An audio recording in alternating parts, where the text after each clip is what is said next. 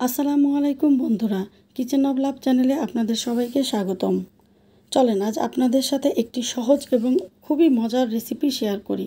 দেখেন আমি এখানে আলু এবং পেঁপে কেটে নিয়েছি, একটু মোটা করে কেটে নিয়েছি। এখন আলু এবং পেঁপে আমি একটি কড়াইতে দিয়ে দিলাম। এই রেসিপিটা আমি একবার একটা রিসোর্টে সকালের নাস্তাতে খেয়েছিলাম। তখন থেকে আমার এত ভালো লেগেছে যে বাসায় পেঁপে আনলে এরপর থেকে আমি ঠিক এভাবেই রান্না করি। এখানে দিয়ে দিলাম সামান্য হলুদের গুঁড়া, পরিমাণ মতো লবণ। এখন আমি এগুলোকে পেঁপে এবং আলুর সাথে ভালোভাবে নেড়েচেড়ে মিশিয়ে ঢাকনা দিয়ে রান্না করব সিদ্ধ হওয়া পর্যন্ত।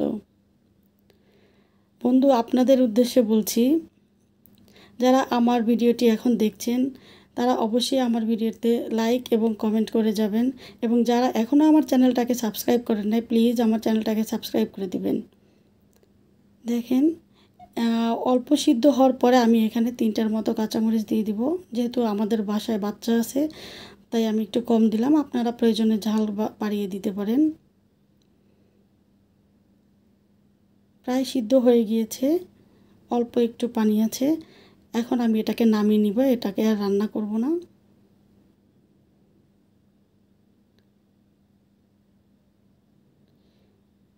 এখন আমি অন্য একটি কড়াইতে তেল দিয়ে দিলাম এবং দিয়ে দিচ্ছি পরিমাণ মতো পেঁয়াজ কুচি।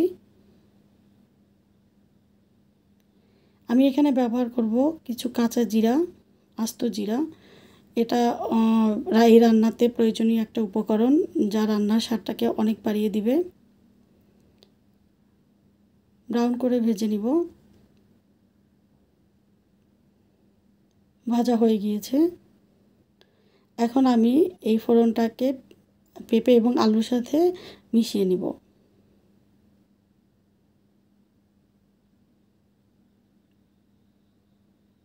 আপনারা ঠিক এভাবেই করে দেখবেন, অনেক বেশি ভালো লাগবে। আমরা কি করি, সাধারণত পেঁয়াজের সাথে সাথেই আমরা পেঁপেটাকে ভাজি করে ফেলি, এতে অন্যরকম স্বাদ হয়, কিন্তু এই স্বাদটা একদমই আলাদা রকমের। ভালোভাবে নেড়ে চেড়ে মিশিয়ে আরও 2 থেকে 3 মিনিট রান্না করব যেন পানিটা শুকিয়ে যায়। একদম পানিটা টেনে গিয়েছে। এই ভাজিটা রুটি, পরোটা অথবা গরম ভাতের সাথে খেতে ভীষণ ভালো লাগে। আশা করছি আপনারা এভাবে ট্রাই করবেন। দেখেন কি সুন্দর লাগছে দেখতে। দেখা হবে পরবর্তী কোনো ভিডিওতে। আল্লাহ হাফেজ।